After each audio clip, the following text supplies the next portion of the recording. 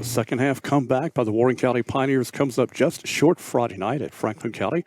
Franklin County gets the win. Another homecoming for Warren County to attend. And Franklin County wins it 24-17.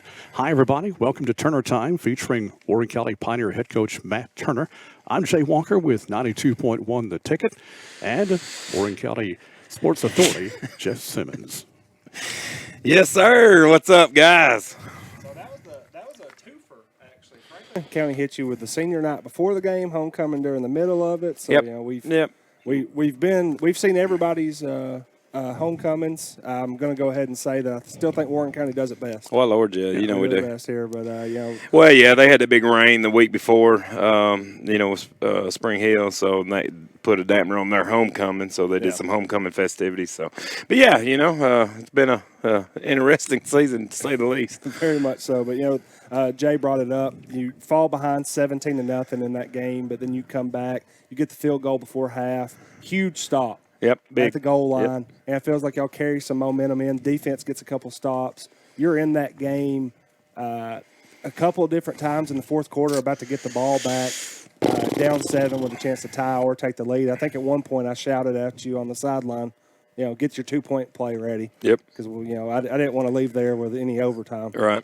But it just didn't come out to be. Did some things. I think you. What did you feel about your effort second half? Because I know the first half might have left you wanting more. Yeah, it was a tale of two halves, and it was crazy because we usually execute a little bit better the first halves, and then we fall apart the second half, and didn't really say much to them at halftime. I know Coach Ramsey and Coach Bond, they was very, very disappointed in their performance first half, and actually had to catch them before they went in the locker room and get them to breathe a little bit before they went in there and talk to the team. And I just challenged them at halftime, a little bit as far as they knew who our biggest opponent this year has been ourselves. But yeah, second half, man, they came out and they played well and they executed and fought, and, it was just a little too late. So, What was the difference defensively? We couldn't stop them, couldn't stop their run in the first half. What was the difference in the second? Well, we did have a call. We kind of gave a 5-2 look and told Coach Bond that, it's supposed to we installed it just for a check if they came out, because Franklin County had ran that wing T look, and we wanted to be able to check into that. And for some reason, we was calling it in, and it was putting our outside linebackers down. That's why that swing pass was open a few times. And I told Coach Bond at halftime, I said, we've got to quit. We've got to get out of that, because that's killing us. And it's one of those things that, it just happened, it was happening, and before you could figure out exactly what we was doing, to hurt ourselves, so we got out of that and stuck more with our base defense, and by alignment put our kids in a better position, and it was hard. Because once they got the edge on that with that 5-2 look, man, they was gone.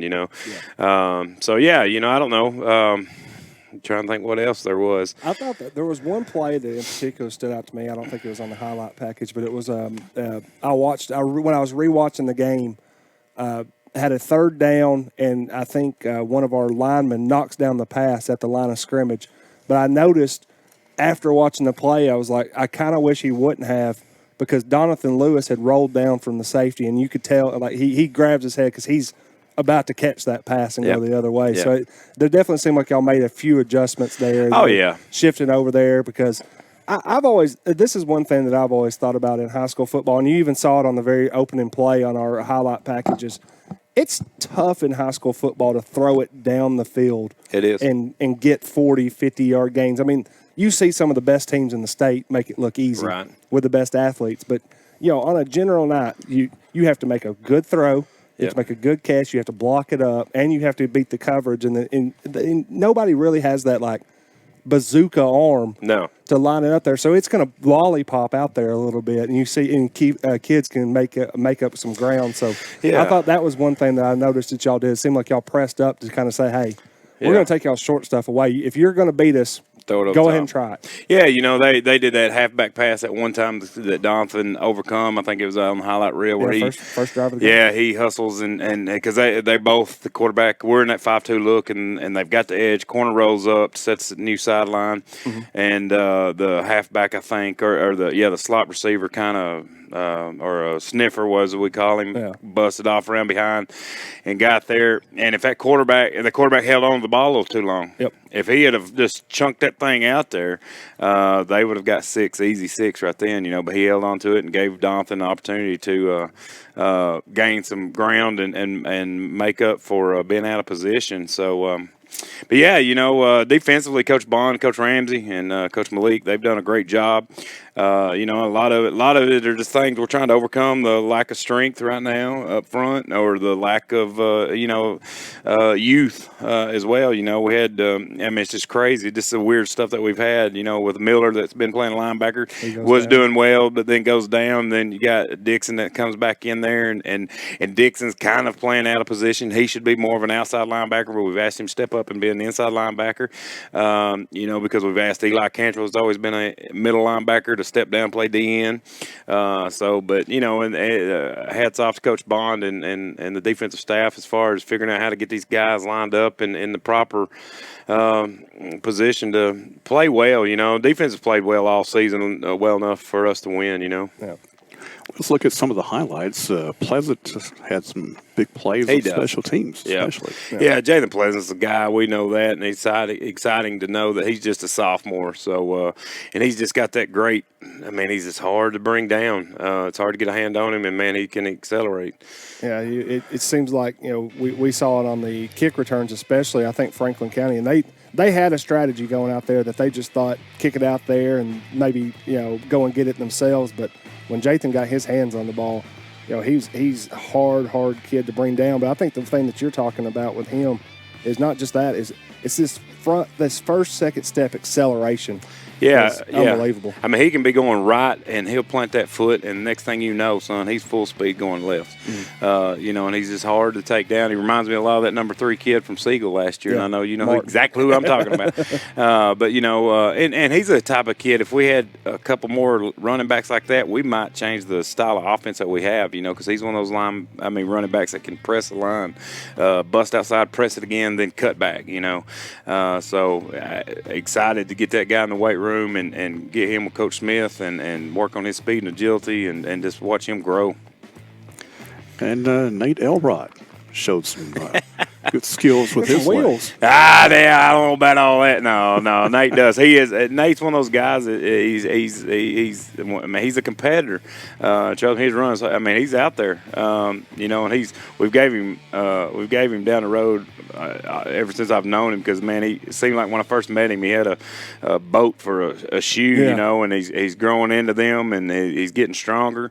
And he is a kid that he plays basketball and stuff like that, but he got in there with Coach Bond and is getting stronger, and I think now he's found out that this is his offense. But Nate gets out there, he's going to give you everything he's got.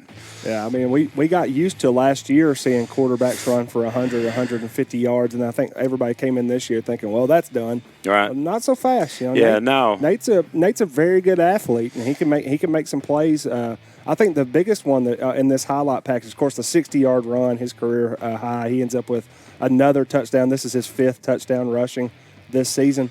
I think the one that is impressive to me is the pass that he goes. The things that he can do to move around, to continue to throw it down the field. And you've seen it a couple of times this year. He can escape the pocket, but keeps his eyes downfield and always is going to be looking for that. I think that's a huge development for a guy that I think a lot of people still don't understand. This is his 7th game playing quarterback. Yeah. Yeah, and that's what I love about this offense, because it is designed to have a quarterback that can rush for 1,000 yards and throw for 1,000 yards. Same thing with the wideouts or the wing receivers. That they can have 1,000 yards receiving and 1,000 yards rushing easily the way it's designed. And we've put in some things with our passing game and different things like that, because that right there was just a called draw. Yep. Nate's he's learning the offense, and this team has a lot of similarities. Is that Squad 51? When we installed the offense, and it's almost like installing a brand new offense with this bunch, just because they're all getting their first time to play it. Yeah. Let's look at some stats. Passing, Nate Elrod, 4 for 13, 26 yards, 2 interceptions. Rushing, Nate Elrod, 13 carries, 112 yards, and a touchdown. Keldrick Cox had a good game. 7 carries, 54 yards, a touchdown. Jathan Pleasant, 6 carries, 40 yards. Braylon Grayson, 6 carries for 8 yards. Eli Cantrell, 1 carry for 1 yard. Yep. Yeah, just looking at the rushing stats, and Jay talked about Keldrick stepped up. I think we're going to talk about him here in a second too. You move Grayson off the, he's been playing a lot of wing, put him in the backfield. I think, it seemed like they neutralized that a little bit. They did. But, I think you also start looking at those numbers of everybody else, and you realize that's kind of a Grayson effect too. Yep. They're looking for 24. I know their coach after the game said, he singled out Braylon Grayson as a guy that, they knew coming into the game that they were looking for. And then you start looking at, I think that's 200 combined yards for Jathan, Keldrick, and Nate, and you realize maybe Grayson didn't have the biggest numbers, but they're still looking for him, and that's how some of those things play out. Yeah, when we move him to the tailback spot, and we did that a lot just because we got Eli. We got to have him. Eli didn't do anything wrong as far as that, but Eli was doing such a good job at our defensive end spot. We're just trying to, and I actually had some opportunities there in the game that I wanted Eli back at tailback, and I want to put Grayson back at the wing because I saw where Keldrick was making such good progress with it. I wanted to see how Grayson, how they was going to respond to putting Grayson back to the wing. Yeah. But anyway, score, different things didn't allow that to happen. But yeah, these backs, and that's 3 different backs. Both of our wings and our tailbacks, they're all getting a combined amount of carries and yards, and it's frustrating. It's frustrating with our offense. Because we've been struggling up front offensive line, and people don't realize we moved our tight end, Colin Painter, into to center. And that changes a ton of stuff. That's his first game. He had never snapped the ball prior to this game. Receiving, Keldrick Cox, 2 catches, 18 yards. Donathan Lewis, 1 catch for 9. Defensively, Braylon, 12 tackles, 1 tackle for loss. Nate Elrod, 10 tackles and 1 for loss. Donathan Lewis, 7 tackles. Special teams, Jathan, 2 kick returns for 81 yards. Beckham Scott, 1 for 1. Field goal range for 25 yards. First one. And 2 of 2 on extra points. Yep. Good to see that young man finally get a field goal opportunity and, split it right down the middle, and Beckham's going to be, it's awesome to see him grow next year. Yeah, I'm going to say on these defensive stats, these are my unofficial game stats. So, we did this last week, and I think I had Grayson with 11 tackles, and the end game, when y'all broke down the field, it was at 16. So I could expect these. These numbers.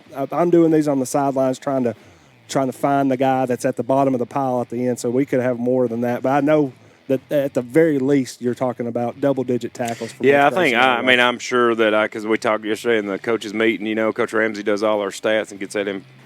Uploaded for Max Prep, and I think that's where you pull the final ones from. We had some issues with our film, so Coach Ramsey was a little behind on that. But I know Lewis, I think he ended up with like 9 tackles, which is good for Lewis, not really good for our defense because he's our free safety. But of course, Grayson's a tackling machine. Elrod done well, and a young man like Alex Van Buren, he struggled the first half of football, and watching film, I kind of know what happened and why, but I love to see the way he responded. He responded well the second half and stepped up and played big. And I thought the defense, played well. Time now for the Player of the Week, Jeff Simmons. The Security Federal Player of the Week is going to be senior Keldrick Cox. All he gets right. his first touchdown. We talked about a little bit about his offensive plays, but this is one that I want to talk about. Him sticking up and him being the first guy at the attack on this 4th and goal. Yep, and that's a corner. It's 17-3 at that point. It's the last play of the first half. They score right there. They pretty much put that game to bed, and y'all hold them out and get a chance there. But, Keldrick's ran the ball hard. I think, career high in rushing, scores his first touchdown as a senior. What have you seen from him progress wise this season? He's developed so well. It's one of those bittersweets, because he didn't play last year, focused on basketball and different things, and decided he knew he loved football and recruit him and get him to come back out. And Keldrick's one of those guys. He doesn't argue or get discouraged. He's played wide receiver. He's played wing. He's played corner. Special teams. And he's just. It's been great to see him get to have a good senior year, and then obviously top it off here, getting a touchdown and a score. Because I remember I think it was last week, he was running some plays in as a wide receiver, and I remember telling my coaching staff, I said, we've got to line him up at wing, man, and hand him the ball because he's just that elusive, and he's a competitor. Yeah. You start talking about him, and you realize, it's like you said, bittersweet, because you talk about him and his brother, LeCedric, Red. Those kids only playing 2 years of football combined when you would have loved to have seen them for 8 years. Yep. They could have been teammates a couple of years ago as sophomore and senior, but it's still. I'm glad we have him. Had a big game. The touchdown, the leading the charge on that fourth down stop. Big job, great job by Keldrick Cox for tonight for Friday night's game. Yep. So congratulations to Keldrick Cox, Security Federal Player of the Week. Well, Coach, one more night at Nunley, and you'll be honoring the seniors before the game. You've had this class for all their varsity time. What's going to be their legacy? Lord goodness, what's going to be their legacy? That's a tough question. We already got to the tough question, huh? These guys, and I hate it because this is the group. This class is low in numbers. I feel like because a lot of it might have been. This was Tom Moore's Coach Moore, the coach prior to me. Class, yeah. It was his freshman class, and of course, I don't feel like we was doing the things at that time to really recruit and energize and keep those freshmen in, because that's such a vulnerable year that we got to do the things that I feel like we've tried to implement in the locker room and different things of that nature. So I feel like that was one of the reasons. I think this legacy of these guys is just some hard-nosed guys. I think, they're going to be one of the first classes to go back-to-back to the playoffs, because I feel like we're going to be, unless there's something just absurd happens, I read, of course, I try to keep up with everything else. The DNJ's already penciled y'all in for the playoffs next year. And I look too. Either way, but get opportunity to do that. And I feel like their legacy is actually just being another brick in that foundation of something that we started back in 2 years ago with Squad 51. That they're going to be able to look back and tell their kids and stuff. So hey, I was there when we got this stuff started and headed the right direction. Obviously, this senior year and this our win-loss record is lackluster at best, but those guys know exactly what we've battled and what we've been trying to overcome, and the games and different things that we've fell short on. But Eli Cantrell and Bernhardt and Ohani, these guys, man. And then you put in LeCedric Cox, these Keldrick. guys are Keldrick. Yeah.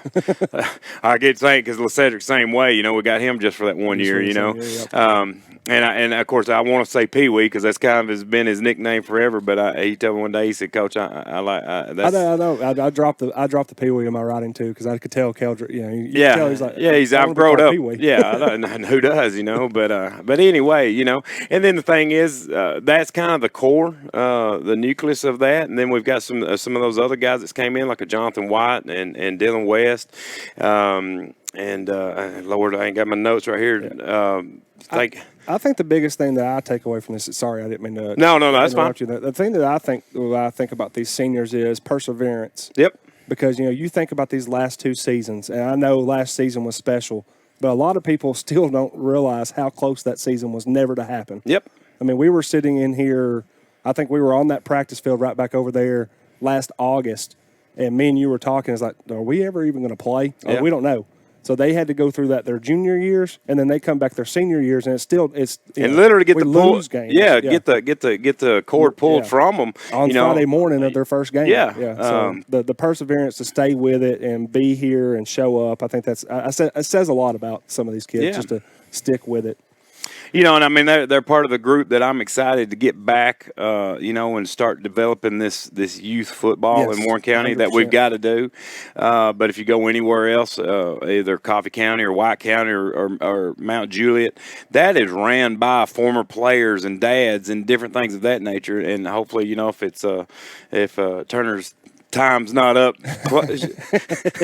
as I was joking about earlier, and we can get that part implemented. Yeah. I'm thinking about all those seniors from last year, and then we get those guys that when they get done playing college ball, get back and start, get C.J. Taylor and those guys start pumping that money, that NFL money, maybe one day in here, but yeah, I mean, and we're building that. That's our legacy is that Pioneer Creed that we talk about, and so I'm just, big week for them. It's always a sad week or a emotional week, especially for the parents and different things of that nature. I read a thing with Hunter Pesamente's mom had put out on social media, and it gut wrenches you a little bit. And man, and these parents, I think they know it, and I want it for these kids so bad, and I think they know that as well. But a battler too. I mean, Hunter Pesamente gives you everything he's got. Yeah, and whatever position or whatever, but final home game at Nunley Stadium, regular season home game, guaranteed. So it's a tough emotional week, but that's also the reason we do what we do. Yep. So things for like this. Well, the Pioneers going to take on the Lebanon Blue Devils, top team in our region. Yep. Coach, what have you seen on film from Lebanon? Well-coached team, athletic as all get out. Typical. A lot of similarities with the Mount Juliet teams and different things like that. Because they, they actually beat Mount Juliet's doors off the other day. A couple weeks ago. Playing really well. Pretty simple.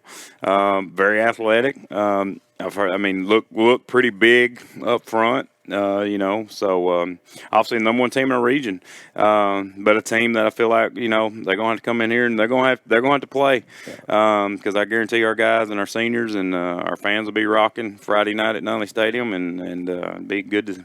Yeah. Good game. I thought there was an interesting thing someone sent me over the weekend about what Coach Olive said about turning Tullahoma from an 0-10 team about 4 years ago to a potential 10-0 team this Friday.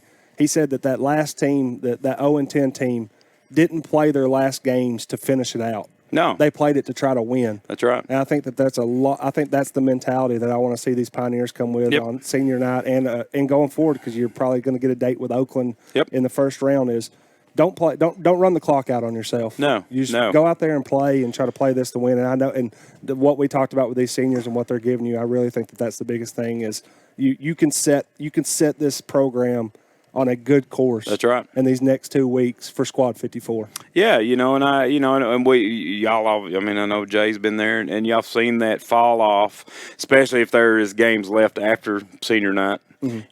You see the teams, like you said, they're just taking the ship in, and I feel like these guys are going to try to play to the last second, and they're going to give everything, Pioneer Nation, everything they got. So and understanding that they're building that foundation for Squad 54. Guys, before we go, let's send our condolences to the Paz family, family of Pedro Paz. If you didn't know him personally, you've heard of him. If you're around Pioneer football, that's right. If you've been around Pioneer football, you've heard him. You've heard him, absolutely. Yeah, not just heard of him. I guarantee you've heard him. He's been on the sidelines. He's been a huge supporter of Warren County football. A lot of what Warren County football became. And started out McCain in the 70s and 80s. He had a huge hand in that. He did. I know, Coach. I'm sure you've had plenty of conversations with him, being in that that fraternity of coaches for this program. Yeah, that was tough, because I was feeling sorry for myself, dragging my tail around, after the game Friday night, and then somebody informed me when I left the locker room that had happened, and it's just a flood of emotions that come in, because I remember, I grew up watching, and all of that stuff with Coach Paz, and I thought he walked 10 foot off the water, growing up, and and I just wanted to be a Pioneer football player. And I remember the first time I met him, and then I remember when we was getting a new head coach before Fritz came in. Me and a couple of my classmates actually went to the central office, which was over there on the Lion Street. On Lion Street, yeah.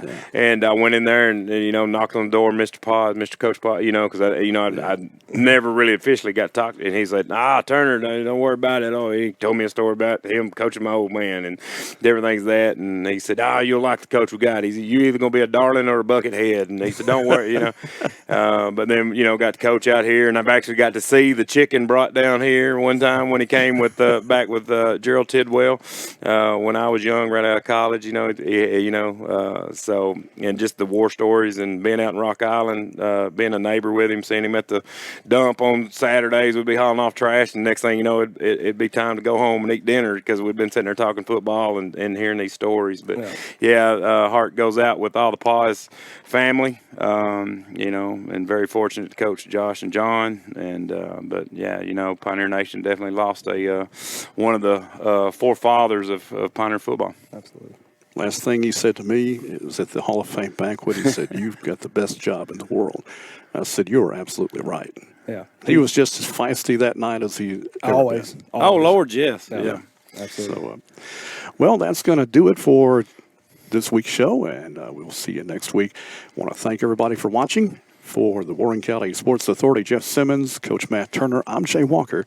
We'll see you next time on Turner Time. Go Pioneers.